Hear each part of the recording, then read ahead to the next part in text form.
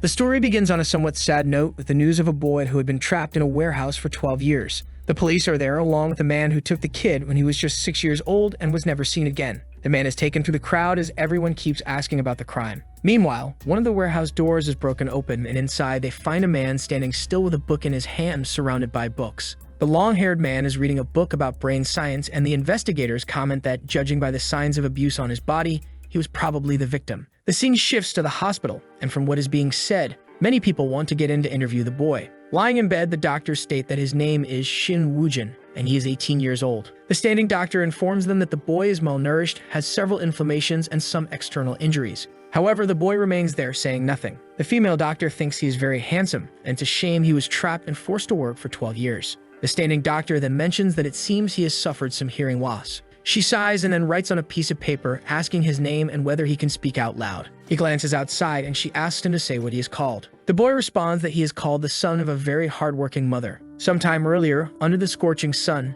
Shin Woo-jin was working while the man sitting on the grass simply watched. A while later, the man threw a bucket of rice into the book room, and the boy ate desperately. It was during these moments that he was called by that beautiful name. The boy sat there, trembling among the books, when a cockroach passed by and he immediately grabbed it to eat. Back at the hospital, the doctor is shocked that the boy refers to himself like that, and they already start wondering how much brainwashing he went through. With the countless scars on his body, it was impossible to understand how much he had suffered. The bastard who did this deserved to be executed. However, with the results in hand, the doctor says that they were not as bad as expected. She touches his shoulder, telling him he can sleep as much as he wants because now he is safe. Then she says she will be back soon, and the doctor tells her to be careful with the people outside. As she shuts the door, she sees the police blocking a bunch of nosy reporters. Everyone wants to know the patient's name, his story, and his condition. She is furious at these vultures just trying to profit from someone else's tragedy and orders them all to leave the hospital and stop trying to make money off other people's suffering. She instructs the officer to check everyone's credentials to ensure they are authorized to be there. The reporters stand there looking like fools, desperate to get an interview.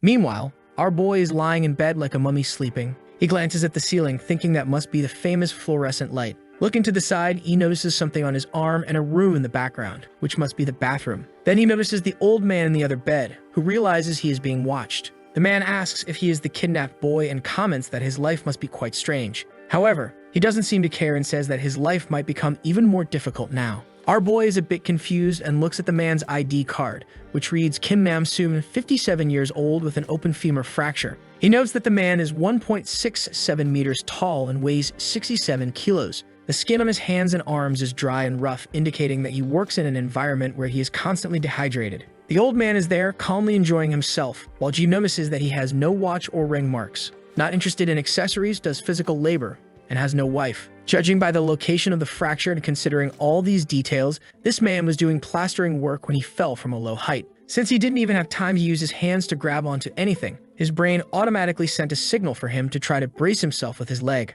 Obviously, the kinetic force was far greater than the bone's resistance, causing the fracture, with the femur breaking forward. He envisions the scene and begins thinking about the exact treatment that should be applied. However, when he glances to the side, he sees that the doctor has returned to the room, bringing some food for him. She approaches, asks if he's hungry, and tells him to take the spoon, saying it'll be easier this way. She was observing from the corner of his eye, noticing the fine lines forming around her eyes. The muscles in her cheeks were contracting and lifting slightly. Additionally, the corners of her mouth were symmetrically rising. Considering all of this, that was the so-called genuine smile. Not only did it show that the person had good intentions, but it also indicated there was no threat at that moment. He then takes the spoon from her hand and stares at the food. The man nearby clears his throat, about to tell him to eat calmly, but it's already too late. He has started devouring everything. She asks him to slow down, but before she can insist, it's already gone. The plate is completely clean. Even the last grain of rice, he makes sure to pick up and put in his mouth. The doctor looks at him sadly, unable to understand how he lived like this. Just then, she receives a phone call and someone informs her that Ji's family has arrived.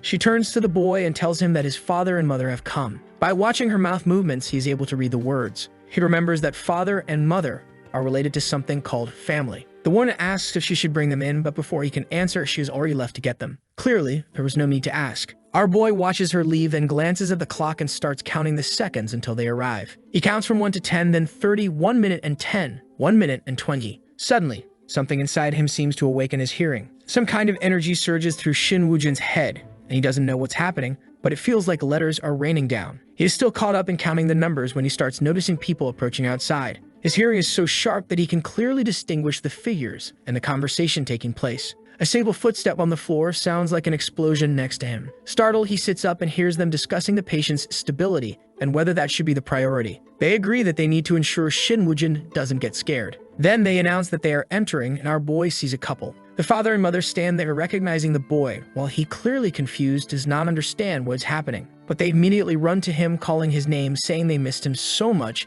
and embracing him with happiness. His mother apologizes, and both parents thank him for finally coming back. However, it is too much noise for someone who has just started hearing again, so he pulls away from them. They keep trying to talk to him, and some time passes. The scene shifts to the city. Inside Shin Woo-jin's family home, his sister tells their mother that she has already cleaned everything. She remembers that he was a kind of genius and wonders how strange it will be for him to return like this. She only has a few memories of when he was little, but she recalls that he was strange. She is amazed that he is alive after working in that place for 12 years. She is certain that if she had gone through that, she wouldn't have been able to be normal either. Remembering the hospital, she felt relieved to know that he hadn't lost his hearing. Just then, the door opens, and their mother enters, saying that she brought her brother home. The two walk in, and their father looks back, telling the boy to come in. Our boy steps inside, looking clueless, unable to understand anything. His sister welcomes him, and he looks around, clearly sensing how peculiar the situation is. He glances at the pictures on the walls, and his father tells him that he must feel lost after being away from home for so long. He shows him his old room and asks his sister to help him settle in. She seems hesitant and unsure, but their mother tells her to help the boy. While the parents cook, the two go to the room, and she can't stop noticing how strange the situation is. Shin Woo-jin starts scanning his surroundings, so this is the so-called bed, the so-called window, the so-called PC, and the so-called chair. Considering all of this, this must be the place known as his room. His sister then calls him. When he turns around, she sees the boy practically glowing and wonders why he looks even more handsome than he did in the hospital. She grabs her phone and says she will teach him how to use it. She explains that it's turned off and shows which button to press to turn it on. She shows him their mother and father's numbers and tells him that she will delete her own so that he can learn to type it himself. He responds that he understands, but in a formal and archaic way, like something from a history book. She tells him he doesn't need to be so formal with her, but he replies with the exact same wording. She feels a bit sad, realizing that he doesn't even know how to use different words, but she hands him the phone. She then asks him to add her number, and immediately he is clicking away, typing smoothly. She is impressed that, with just one explanation, he was able to turn on the phone, navigate everything, type the number, and save the contact. She comments that her brother really does seem as intelligent as ever. Then he says he will teach himself how to use the internet. He clicks on the magnifying glass to zoom in and explains that he can search for anything he's interested in. The first thing our boy types is family. The internet defines it as a group of people related by marriage, blood, or adoption. He clicks on some images and sees pictures of people that look AI-generated. Then he looks at his sister, whose eyes are shining as she hears him say the word family. However, the boy doesn't seem very emotional about it. He's just discovering things. Suddenly, he catches a scent in the air and wonders if this is what they call perfume. He recalls that in history, such fragrances were used in ceremonies for human communication. Nowadays, it is a mix of various solvents intended to create pleasant smells. He gets up and starts walking toward the kitchen, ignoring whatever his sister is saying. There, he sees his parents cooking, preparing a feast. He realizes that the scent wasn't perfume, it was food. His mother tells them to sit down because it's time to eat. And I think our boy might have a little touch of autism just saying. The family sits together, happily eating and trying different dishes. However, the scene shifts completely to someone stating that a certain person's family died 5 years ago. One person each year. First the wife, then the mother, then the sister-in-law, poisoned by herbs, followed by 2 close acquaintances and neighbors. This is being said to the man who kidnapped Shin Woo-jin, who insists that it wasn't him. The officer slams the table and says that all these consecutive deaths surround him, so it's clearly him. But the man keeps insisting that it wasn't him and warns the detective that it might have been that bastard who kills everyone. The officer asks who he's talking about, and the man slams the table again, saying it was the bastard he gave food and shelter to. That kid was the one who killed everyone. Man, now I'm scared. Could it really have been Shin Woo-jin? The officer tells him to stop yelling, but the man just says that they have no idea what kind of monster he is. Meanwhile, we see our boy alone diligently studying anatomy books. But the kidnapper is convinced that the boy is behind it all. Back at home, Shin Woo-jin's sister teaches him how to watch manhwa recaps. He opens YouTube to watch a fun story on Mamoru's channel. He puts on the headphones of a streamer, and whenever he hears something he doesn't understand, rewinds and starts repeating the words. It seems he really struggles to say anything until finally he manages to say, "Hi, family, everyone." He watches some waifus eating hot, cheesy food and suddenly craves it. Just then, someone knocks on the door, asking if they can come in. It's his sister, and he immediately opens the door, wanting to know what she wants. Before she can say anything, he asks if she wants him to clean something and what the day's task is. She tells him it's nothing like that, She just wanted to know if he wants to eat ice cream. She explains that it's cold and delicious, telling him to hurry up, but their mother warns them to be careful. When their mother says she'll be right back, he repeats the words, saying he'll be right back too. The scene shifts to the city. They go to a convenience store and he looks completely lost, having never seen one before. As they enter, everything seems to shine in his eyes. His sister heads to the freezer and he follows, trying to pick something. But she notices that he struggles to make any decision, so she just hands him one and tells him to eat it. Outside, she realizes he has never bought anything before, so maybe this would be a good time to teach him how to use money. However, she decides against it. Perhaps it's better to introduce things gradually. As they step out of the store, a group of girls sitting nearby starts whispering, telling each other to take a look. They are all swooning over how stunningly handsome he is. One of them is even thinking about asking for his number. One asks if the girl beside him is his girlfriend, and his sister seems to enjoy hearing that. Clearly, our boy just got sent to prison. He struggles to open the ice cream, so she helps him and tells him to eat. He takes a bite and loves it, his eyes light up with excitement. Seeing him pause for a second, she asks if something is wrong, but suddenly, his head explodes with enthusiasm as he shouts that it's delicious. She tells him to slow down while glaring at the other girls, silently warning them not to try anything. Then she asks why they don't take a photo together, and they take several. Later that night back home, I can't help but feel that I want something bad to happen just so he can use his talent. Man, I swear I didn't expect this, but just as they were heading back, he separated from his sister for a second. At that exact moment, as she turned the corner, our boy noticed someone watching her. A suspicious-looking man with a hat and crossed arms was just standing there observing his sister. Our boy immediately picks up on the subtle signs of a predator. He notices the wear on the man's cap, his furrowed brows concentrating, and his dilated pupils. This guy had also passed by when they arrived earlier, yet the family didn't recognize him, meaning he was a stranger. The way he walked also indicated that he wasn't from the neighborhood. The man seems to realize he's being watched and quickly walks away. But it's too late.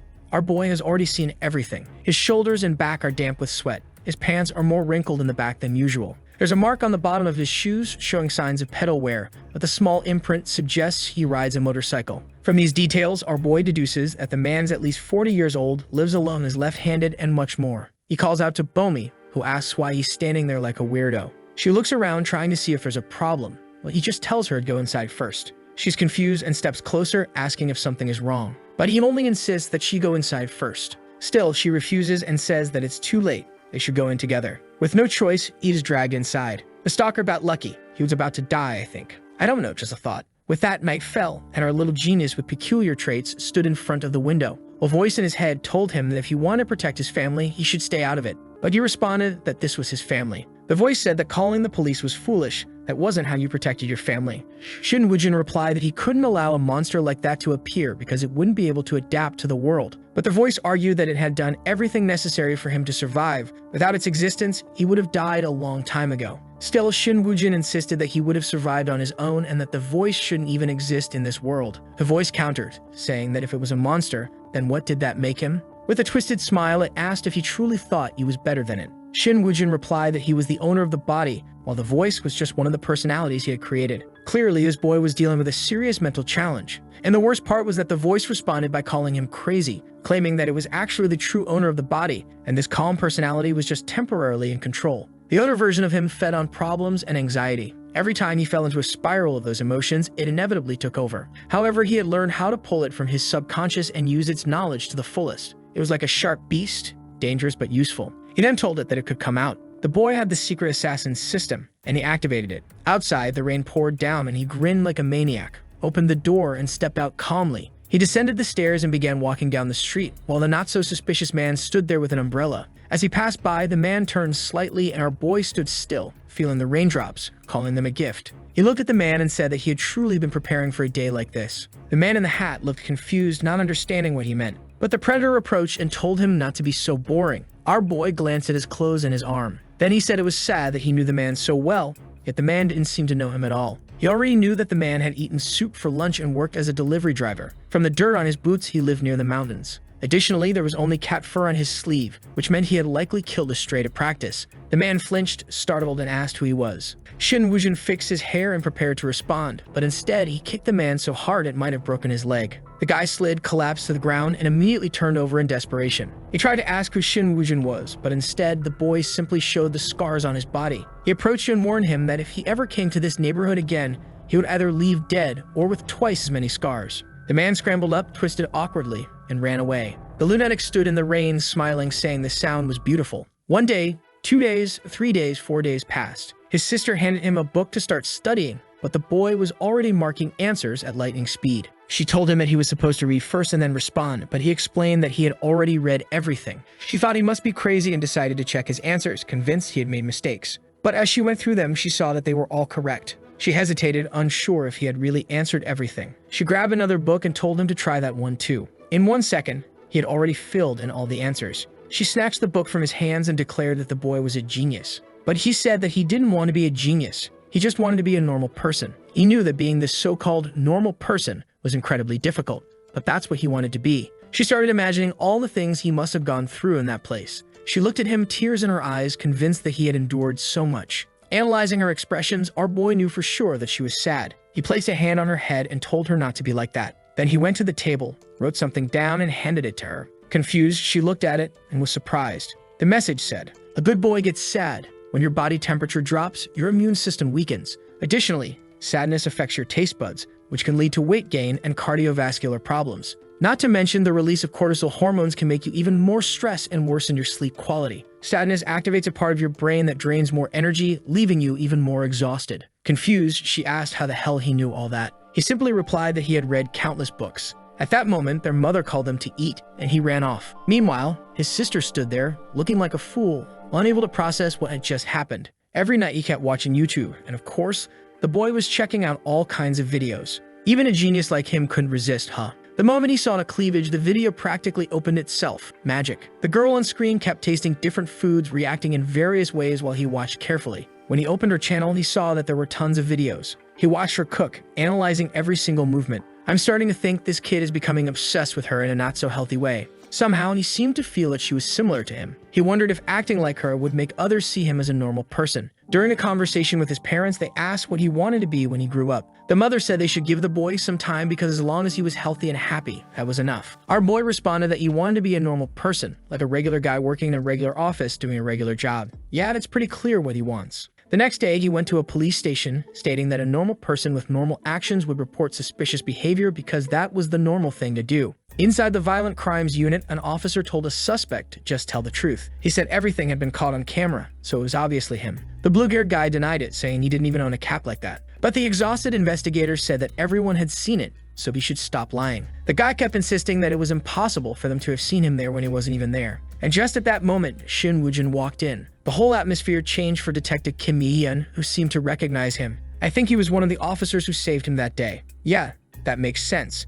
The next image showed him being rescued and taken to the ambulance. Man, the guy threw him into the car and told him to relax because the kid didn't know how to do anything. So he took the responsibility of fastening his seatbelt for him. Honestly, that push seemed a bit unnecessary. Press F for the poor boy. The detective said he looked healthy, and our boy thanked him, saying it was all thanks to him. Then the officer ordered them to take the prisoner to his cell while they finished the investigation. But as he was being taken away, the blonde guy kept insisting that it wasn't him. At that moment, Shin Woo-jin asked the detective if this was the proper way to handle a suspect in such cases. The detective looked confused, and our boy asked if it was true that every suspect always denies things when caught. Idiom replied that yes, that was exactly how it worked. Everyone denied it at first, but he also wanted to know what the boy was doing there. Our boy said he had something to show him. The detective seemed intrigued but said they should talk outside. But instead, our boy pulled up the girl's YouTube video and clicked on a mukbang, telling the detective to watch. They didn't even ask what was going on, and our boy explained that the woman in the video was in the same situation he had been in. Her eyes moved upward and to the right when she lied, and she touched her lips,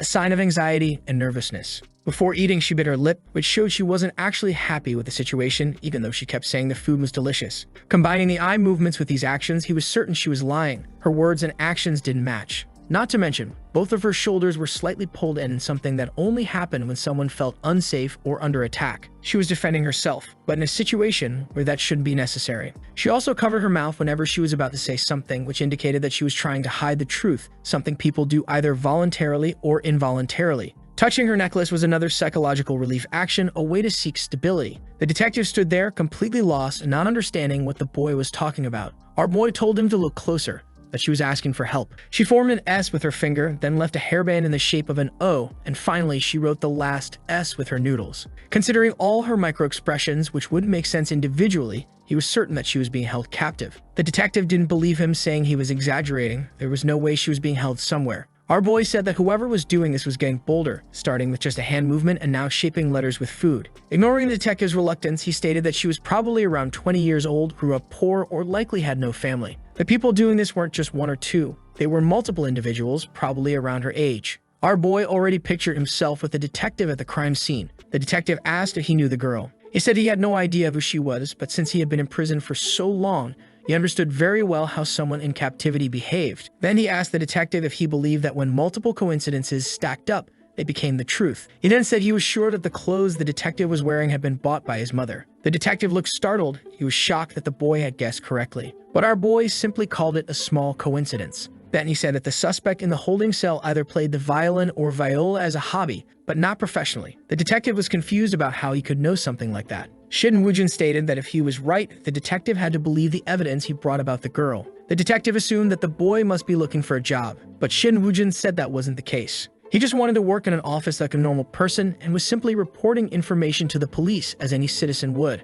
He told the detective to ask the suspect about his hobbies. If he was wrong, they could punish him for obstruction of justice. The detective said there was no need to go that far. He asked the boy to wait a moment and then headed back to the suspect's cell. On the way, he questioned what he was even doing. The problem was that the boy had convinced him so well that he had actually started to believe him. Not to mention, he had accurately guessed the detail about his shirt, something he knew was true, but had no idea how the boy figured it out. Reaching the holding cell, he called out to the suspect, who asked what he wanted. He even asked if he played the violin or viola by any chance. The guy replied that he did, but only as a hobby, nothing professional. And the guy immediately says he's freaked out that they've been investigating him so much, even going to his house. But the detective is even more freaked out that Shin Woo-jin actually guessed everything right. Apparently, this kid really does have some kind of ability. The moment our boy stepped in, he had already heard the entire conversation. As soon as he looked at the guy, he noticed marks on his cheeks. They could have been from a helmet, a high collar, violin marks, hair friction, or a mask. Then seeing the cuts on his hands, they could have been from any string instrument, jewelry work, violin, or even fishing.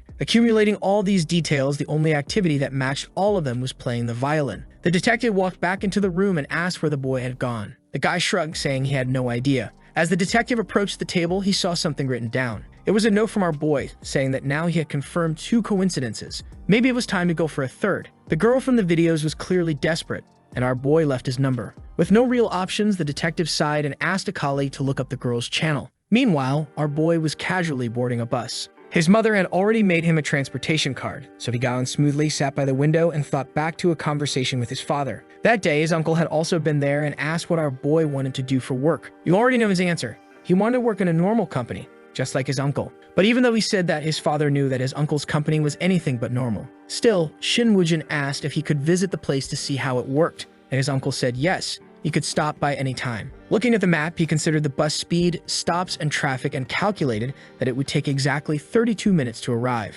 Time passed, and soon, he was standing in front of the company. His uncle stepped out to greet him. This was Shinhwa, a massive trading corporation, and our boy was stunned by its size. He glanced around, observing all the workers. Just as he had always wanted, they were all ordinary people, living the ordinary life he dreamed of. Then his uncle appeared, greeting him and joking that he should have waited inside. Our boy thanked him, but the man brushed it off, saying it was nothing. Now it was time to show him around. The place was enormous, and his uncle asked if he was impressed. Obviously, our boy said yes, and his uncle replied that there was much more to see. This was the company's operations center, but they had offices all over the country. Our boy began listing the names of several cities, and his uncle asked if he had researched everything before coming. He confirmed. Shin Woo-jin explained that living an ordinary life was very difficult, so he was doing his best to achieve it. His uncle just laughed and told him to follow him upstairs. He swiped his card, called the elevator. At that moment, someone nearby asked if he was the manager's son. Even Lee Yeon was watching them. His uncle replied that no, he was just his nephew, and the girl giggled. Our boy looked at her with a completely blank expression.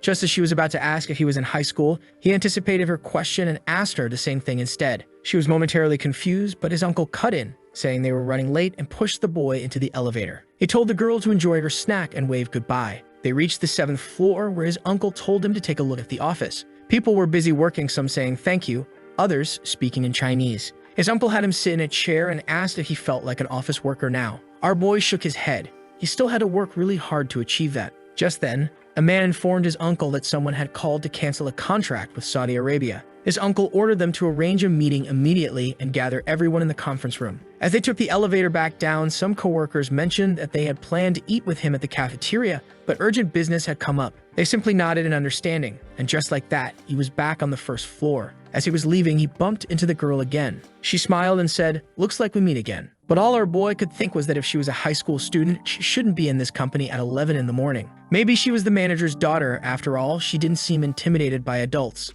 On top of that, her expression was so relaxed that she didn't look like a high schooler at all. Suddenly, she stepped in front of him and asked if he got what he came for with his uncle. But what caught his attention was that her steps were confident and she blocked his path without hesitation. She was definitely connected to a high-ranking executive. So he simply replied that he had finished what he came to do, said goodbye, and walked past her. However, Yahello wasn't satisfied with that answer. She followed him and asked why he wasn't in school at 11 in the morning. Our boy turned to her and casually stated that he didn't go to school. Once again, she tried to stop him. Then came the real test. He told her that he had nothing to gain from talking to her and preferred not to waste his time. But the truth was, he was intentionally testing her resistance. This was the easiest way to make people reveal who they truly were. She stared at him and asked what he thought about her being the CEO's daughter. That was exactly what Shin Woo-jin had been waiting for. Socially, this should be an impressive fact. So he decided to play along. He widened his eyes slightly and dilated his pupils. She stood there confidently and asked if that changed the way he saw her. She started circling around him, glancing at his shoes and his shirt. He immediately noticed that ever since she revealed her identity,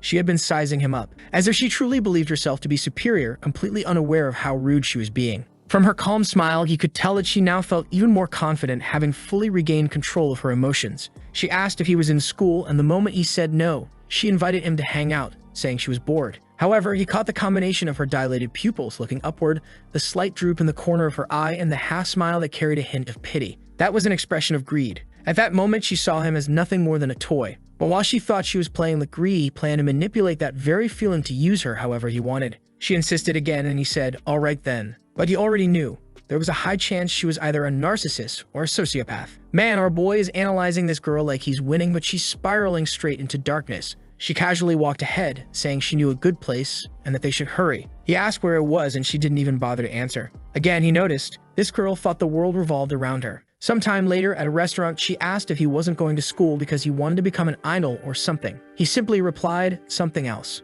She asked why, and he said he was just preparing for university exams, but then asked why she wasn't in school. She casually replied that she was on those days of the month and had left early. But he saw her adjust her hair and her slight eye movement, two signs of stress relief when lying. So he asked, "What exactly do you mean by those days of the month?" Internally, he thought to himself that she must be referring to the phase when the uterine lining is shed due to hormonal changes. Yahello turned bright red, completely lost as to what this lunatic was talking about. Just then, the waitress came over to take their order while she sat there looking dumbfounded. She quickly responded that they would both have the S menu. Once again, Shin Woo-jin noted that she didn't even let him choose. She really had a need to dominate people. Only now did she bother to ask his name. He said, "Shin Woo-jin." She commented that it wasn't a bad name and introduced herself as Yahello. He glanced around the restaurant while she was focused on her phone. No one spoke, and eventually she asked if he was always this quiet. When she raised her arm to say how boring this was, she accidentally bumped into a woman, nearly knocking something over. The waitress apologized, saying it seemed like she had startled the girl.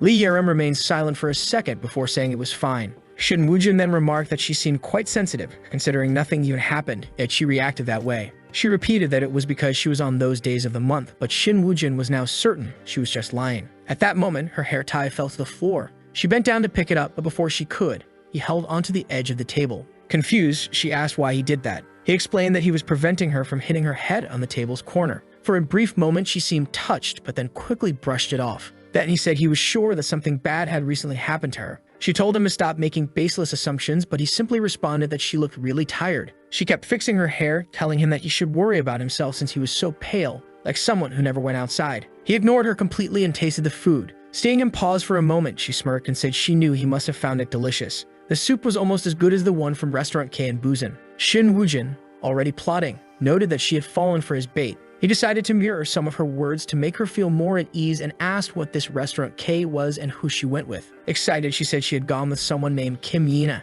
and asked if he knew her. Apparently, she was a famous actress, but Shin Woo-jin had no clue. He knew that in Busan you could see the ocean, so the restaurant was probably near the shore. Wanting to trigger some positive emotions, he said she must have really enjoyed seeing the sea. Her face lit up as she started talking about watching the fireworks. It was like a painting, pure art. At that moment, our boy knew her brain was filled with dopamine. The human brain struggles to distinguish imagination from reality. Just like how thinking about food makes your mouth water, she was experiencing the same effect. Even though she was sitting here, she was just as excited as she had been when she saw those fireworks. By simply guiding her thoughts to the past, he had become a source of pleasure for her. Alright then, guess that worked. At that moment, the next dish arrived. It was a piece of meat, and instead of cutting it, she stuffed the whole thing in her mouth. A manga of dessert was brought next, and she kept rambling about her stories. Our boy pretended to be interested, only speaking when necessary to make her reveal more about her interests. Just as she was talking about the aurora and the glow of the stars, he suddenly stood up, saying he had to study. Confused, she asked if he wasn't the type of guy who cleaned bathrooms and did chores. A very humble girl, I'd say. But he just waved her off, saying he needed to prepare for his exams. She stood up, telling him to wait one last time, saying he couldn't just leave without giving her his number after having a meal with her. Then she added that since he hadn't been on any of the trips she had taken, she could take him on one. She knew the best hotels and the best restaurants in the region. Shin Woojin quickly realized that she was addicted to the hormones that made her feel superior and gave her pleasure.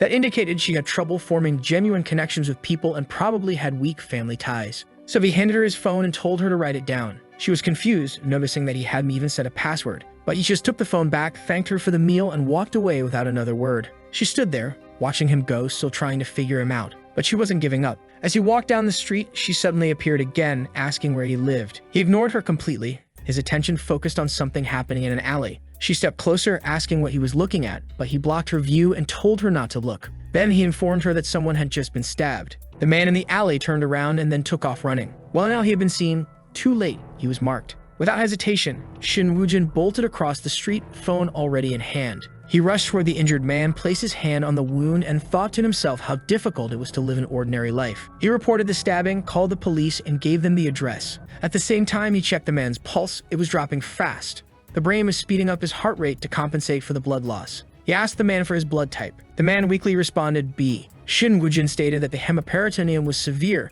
and that he would need a blood transfusion. Even the woman on the emergency call didn't understand what he was talking about. She asked him to repeat, and he explained, basically, he's been stabbed and needs blood. His type is B. The operator asked where the wound was, and he responded, the abdomen. She started giving instructions, but he was already doing everything she was saying. She told him to apply pressure, and he calmly replied, already doing it. She told him to keep the victim still, and again, he responded, already doing it. As he thought about how difficult an ordinary life was, Lee Yerim stood there, watching everything unfold in shock. Sometime later, the police and ambulance arrived, taking care of the situation in the alley. A police officer approached Shin Woojin, saying he wanted to ask a few questions. Well, bad choice. Our boy was about to give him a full report. Without hesitation, he listed, the suspect had short hair, a gray cap, a black shirt underneath a collared jacket, blue jeans, weighed about 80 kilograms, and was around 1.80 meters tall. The officer was caught off guard and asked him to slow down. Realizing this kid was going to be tough to keep up with, he took out his recorder and asked him to repeat everything. While answering the officer's questions, Shin Woojin noticed Lee Yerim standing nearby. He knew this was probably the first time she had experienced something like this, and this situation was perfect for him. Just like a child learning to walk when they fall, they don't know what to do. The comfort of their parents at that moment creates an emotional bond. Right now, he could be that person for her, someone irreplaceable. He approached her and asked if she was surprised, but reassured her that everything was fine. He knew she would create a strong memory of this event and wouldn't be able to forget him. Placing a hand on her shoulder, he told her that everything worked out because the victim wasn't too badly injured, so there was no need to worry. He also reassured her that the culprit hadn't seen their faces and would probably be caught soon since there were so many cameras around. Finally, she became quiet and simply said, I understand. A little later in her massive mansion, like something out of Cristiano Ronaldo's estate, she was taking a bath. She couldn't stop thinking about how he had saved that man and told her not to look. She smiled slightly. Man, I know you're fooling her while she thinks she's fooling you, but I still think this girl is dangerous. She sat in front of her mirror, looking at her phone, realizing she hadn't asked him for something. Meanwhile, in our boy's room, he was as usual, watching food videos. Suddenly, he got a message from Yerim asking if he had arrived home safely. He simply replied, yes, I'm fine, and told her he was going to sleep and wish her a good night. He went back to his video, but another message came. She said it was too early to be going to sleep. He completely ignored it and continued watching. The next morning, he had breakfast with his family before his father left for work. Back in his room, he was solving problems effortlessly. Now, he always kept his phone beside him because he had learned that was a normal thing to do. But Yerim kept messaging, and he knew that ignoring messages was also normal, so he wasn't bothered at all. Watching a bird outside, he kept repeating to himself that all he wanted was a quiet, normal life. But for him, living that quiet life was proving to be more difficult than he expected. Then he received a call from an unknown number. When he answered, a man introduced himself as being from a financial firm offering loans. It was one of those scam calls. So he simply said, send 10 billion to my account. That's the loan I want. The scammer immediately hung up. Another call came in, but this time, it was the police. He thought maybe he had won something again. Nope, they were just calling him in to discuss the alleyway incident. He closed his room door, got dressed, and headed out. And whenever this boy leaves the house like this, I already know something's about to happen. But then, like a madman, he opened the door again and said he'd be back soon. As he walked out, he thought to himself that this time wouldn't be like the last. He wouldn't be gone for 12 years. After all, now he had a family waiting for him at home. The weather in the city turned gloomy, and it was raining outside the police station. A man was locked in his cell while someone commented that they couldn't confirm if he was really the suspect because he had been wearing a cap. Another officer told them to judge based on his height and general appearance, but Shin Woo-jin wanted to hear the man's voice. As soon as the officer pressed the button, the audio started playing. The man asked why he would do something like that. He claimed the police were just hurting innocent people and insisted again that it wasn't him. Meanwhile, Shin Woo-jin observed everything he said. Every expression, every denial. He was right there, analyzing it all. The man explained that he had numerous cuts on his hands because he was a terrible cook, nothing more. The investigator glanced at Shin Woo-jin and asked what he thought after listening to all that. Shin Woo-jin simply stated that the man was lying. The officer asked if he was sure this was the culprit, and our boy confidently said yes. While the man continued claiming he was just out for a walk in the neighborhood, Shin Woo-jin explained, "This guy keeps touching his nose because his body is releasing catecholamine. That's a neurotransmitter released when someone lies. It increases blood pressure and causes irritation in the nose and eyes. Bringing his hand to his mouth and touching near his teeth is also a subconscious attempt to erase the lies. In stressful situations caused by lying, people either fight, freeze, or try to stay still. He chose to freeze, crossing his legs to avoid showing signs of impatience." Of course, Shin Woo-jin continued, "Stress can also come from being falsely accused. But combining all these signals, he looks more like someone guilty, afraid of having his identity revealed." He then asked the suspect about his academic background. The man replied that he had a master's degree. Shin Woo-jin knew that the more educated a person was, the more they relied on logical evidence. If he was guilty, he would prioritize things like witnesses, DNA, and physical evidence. He then asked the detective if they had mentioned anything about an eyewitness. The officer said no, not yet. The boy had only seen him from a distance. Shin Woo-jin then suggested, "Just tell him you have one. He'll confess." He was certain this man was the culprit and wanted to leave. Hearing that, the man said, "All right then," and told him to take care. He even offered to walk him to the door, but our boy simply said there was no need. As he re-entered the office, he overheard the man in the cell saying, "There's no evidence. No one saw my face. This is a false accusation." At that moment, Shin Woo-jin pushed the door open and stated, "There is an eyewitness who saw your face at the crime scene." The man froze, his eyes wide. Then he covered his face and muttered that he had acted impulsively. Outside, our boy looked up at the sky and wondered what it would taste like to eat at a police station. It must be an interesting experience. He had to try it sometime. He pulled out his phone, and as expected, Lee Yerim was spamming him with questions. It was obvious. The culprit had been caught, so she could relax. Meanwhile, in her classroom, her friends were crowded around, admiring her designer bag and asking how much it cost. She said she understood, but she wanted to know why he had only responded now. Our boy simply told her to get home safely and said goodbye. She was starting to get irritated, but he reminded himself that ignoring messages was a normal thing to do. She kept insisting, wanting to know what he was up to. He finally replied, saying he was going to a challenge. She was confused, so he told her that if she came along, his chances of winning might increase. The scene shifted to a restaurant where a man was setting down a massive plate of spicy food. He explained the rules. Shin Woo-jin had to finish everything within 20 minutes. If he failed or vomited, he'd have to pay 20,000 won. Our boy already knew he had to be cautious about a hormone called lectin. Once he started eating, his fat cells would release this hormone to signal satiety to his brain. But if he managed to finish before that signal reached his brain, it would be easy. The man asked if he was ready. Shin Woo-jin stretched out his chopsticks and said yes. The timer started, and immediately he dove in, pulling in the noodles, creating a whirlwind of food. He grabbed a massive piece of meat, huge, and swallowed it in one go. He continued slurping the noodles, lifted the bowl, drank the broth, slammed it down, burped, and finished. The buzzer rang. He had completed it with 12 minutes still left on the clock. The restaurant owner was in disbelief, but Yerim asked if he was planning to become some kind of competitive eating YouTuber. He said no, because being a YouTuber wasn't something normal people did. Ouch. Indirect shot at me, huh? She, however, commented that eating like that wasn't normal either. Outside, she questioned whether he really wanted dessert, but our boy stated that it was a rule. If a man was with a woman, they had to have dessert. She called him a weirdo,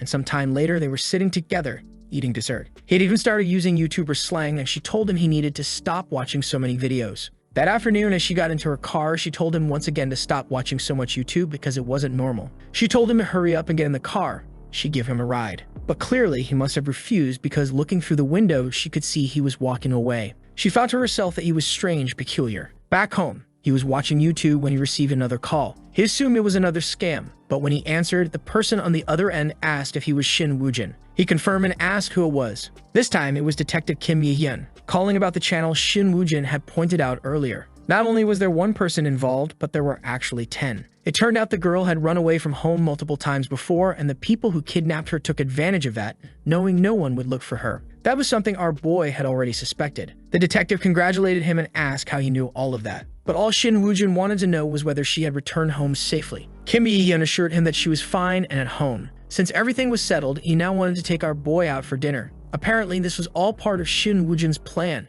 He said the opportunity he wanted had finally arrived. Besides, he wanted to eat steak instead of something ordinary. The detective agreed and sent him the restaurant's address. It seemed like our boy's opportunity was just a way to score free meals. He then casually mentioned that he was craving a plus grade 9 beef. The detective had no idea what that was but said he'd get something good. He asked if Shin Woo-jin was free, and our boy assured him that he'd clear his schedule. 2 days passed, and there he was, stepping out of the station, practically drooling. Finally, it was the day to eat that premium beef. Suddenly, a couple appeared behind him, calling his name. The woman commented that he had the face of someone blessed with great fortune and luck. That was why they couldn't just let him pass by. Shin Woo-jin was confused by this whole luck thing, but she insisted, saying that as a student, his energy was so bright. Since they were students, he asked what they were learning. The weirdos responded that they were studying the principles of all things. Confused, he asked if it was some kind of science like physics. She said no, it was something like mountains are mountains and water is water. People don't see things as they truly are. Instead, they assign meanings to them. Our boy simply replied, a mountain is a high-altitude landform and water is a 2-0.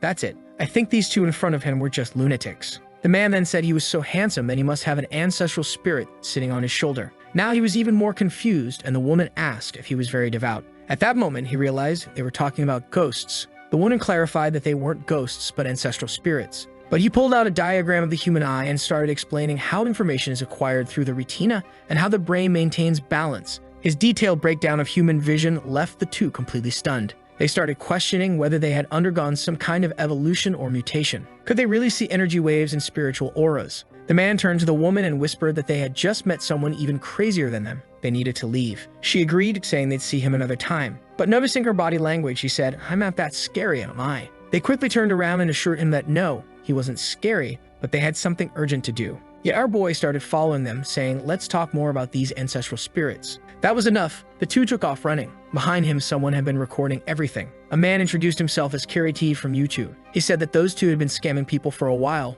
so he had decided to film them. But he had never seen anyone deal with them the way Shin Woo-jin had. Now he wanted to know if he could use our boy in a video. Shin Woo-jin refused, saying that wouldn't be normal. He told the guy to delete the video. But Kiriti insisted, saying a lot of people would see it. He could become famous. Our boy turned around and started walking away. The YouTubers shouted after him, saying he changed his voice so no one would recognize him. Still, Shin Woo-jin told him to delete it. The man offered 500,000 won. He repeated, delete it. The man then raised his offer to 1 million won. That got our boy's attention. He turned around with his bank account ready, transferring over. At that moment, the YouTuber realized this guy was way sharper than he thought. I mean, that's nearly $700.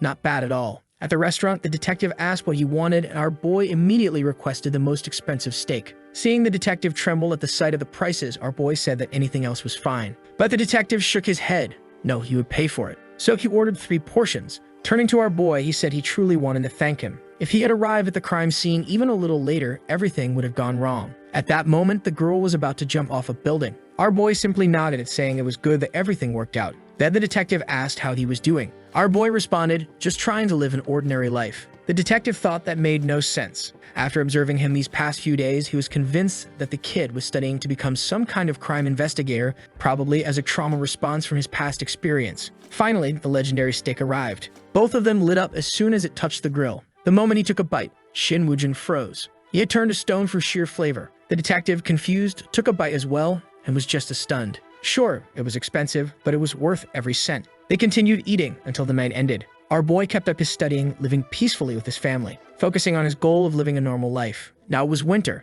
and the day of the school exam had arrived. He walked down the hallways, and honestly, I felt sorry for the poor students competing against him. They stood no chance. They should just get up and leave now. He picked up his test paper and liked this video that helps Mamoru make more juicy content for his viewers, activate the cheeky little bell, and I'm out.